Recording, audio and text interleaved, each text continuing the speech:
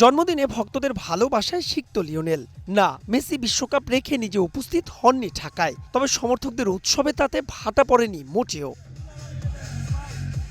সর্বকালের অন্যতম সেরা ফুটবলার লিওনেল মেসির জন্মদিন বলে কথা। ঢাকা বিশ্ববিদ্যালয়ের আর্জেন্টাইন সমর্থকরা দিনটাকে রাঙালো অন্যভাবে, ছিল নানা আয়োজন। যদিও আষাঢ়ের ঝুম বৃষ্টিতে ব্যাঘাত ঘটেছে সেই আয়োজনে, তবে রোখার সাধ্যকার। রাজু ভাস্কর্যের পাদদেশী হয় বিশেষ ফ্ল্যাশমব। বাদ্যের তালে তালে আলবি সেলেস্তের জার্সি পরে নাচ গান পুরো আয়োজনকে দিয়েছে ভিন্নতা। এভাবে চলেছে প্রায় মিনিট ৩০। এ সময় রাস্তার দুপাশে ভিড় করেন আর্জেন্টাইন ভক্তরা, আর গোটা আয়োজনের মধ্যমণি বাংলাদেশের দেশটির রাষ্ট্রদূত মার্সেলো কার্লোস সেসা। লাল সবুজের দেশে আর্জেন্টাইন ভক্তদের উন্মাদনা দেখতে দেশটি থেকে উড়ে এসেছে প্রতিনিধি দল। এই মুহূর্তটাকে তারাও করেছে ফ্রেমবন্দি। উপস্থিত লিওর বাল্যবন্ধু রুলিও রুলো।